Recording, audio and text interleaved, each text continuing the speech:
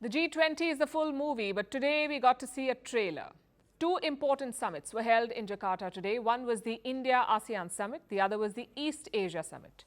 Prime Minister Modi attended both of these. He flew to Indonesia for a very quick trip, and I mean very quick. He departed New Delhi at around 8 p.m. yesterday. He was back home by 6:30 p.m. today. That's less than 24 hours. Now you may be wondering why. Why make a dash all the way to Jakarta just 24 hours before the G20 summit? After all, Joe Biden is not going. He did not go there. Neither did Xi Jinping. Well, Prime Minister Modi's statements in Jakarta give us an idea as to why he was there. These statements were pointed. They were unambiguous. And they signal a shift in policy. Let's begin with the East Asia Summit. It's a regional forum of Indo-Pacific countries. It started with 16 members in the year 2005. Later on, Russia and the US also joined. So what did Modi tell the East Asian leaders? Let me quote from what he said.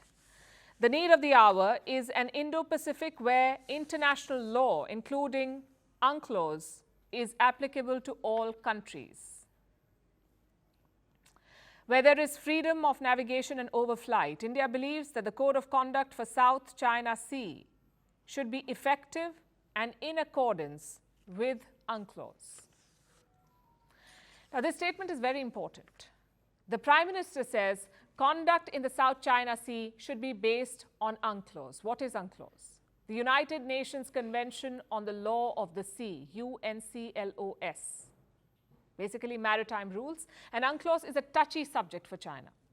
In 2016, Chinese claims over South China Sea were rejected by an international court. That verdict was based on UNCLOS. Now, India has always supported these rules, but India's position on China's claims has evolved over the years.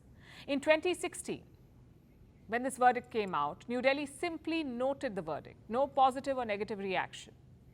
But in June this year, 2023, that position changed.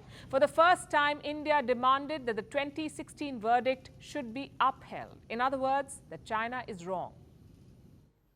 What does this policy change mean? It means that India is becoming bolder in the South China Sea. Now to the second summit, the India-ASEAN Summit.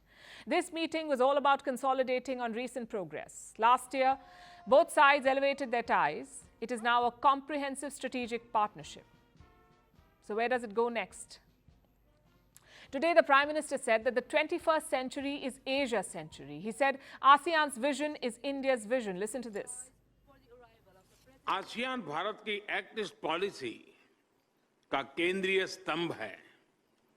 Bharat ASEAN centrality और Indo Pacific पर ASEAN के outlook का पूर्ण समर्थन करता है।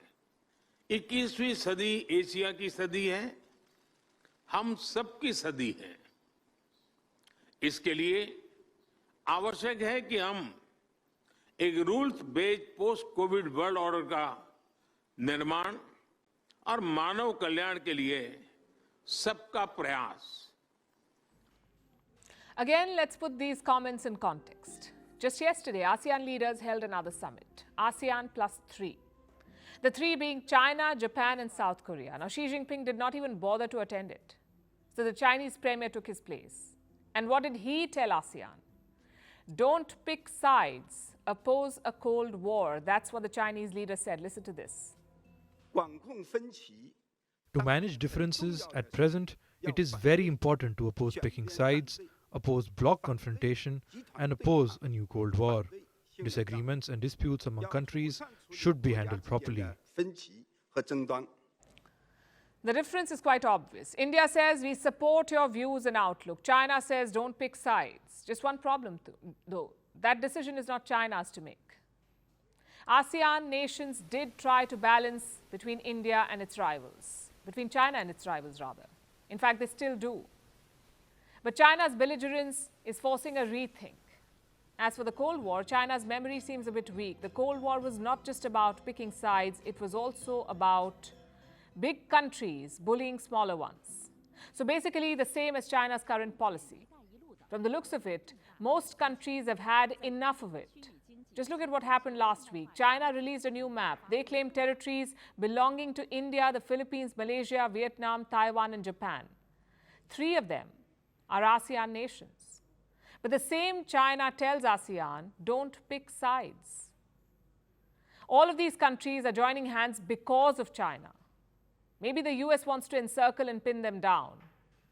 But for neighbors, it's more existential. It's about protecting their land. And India too sees it that way. New Delhi is investing more political capital in the Indo-Pacific. In fact, there is talk of a new proposal now. The Quad leaders could be chief guests at India's next Republic Day, 2024. It's certainly possible. Next year is India's turn to host the annual Quad Summit. If the dates check out, then it could happen on or around Republic Day.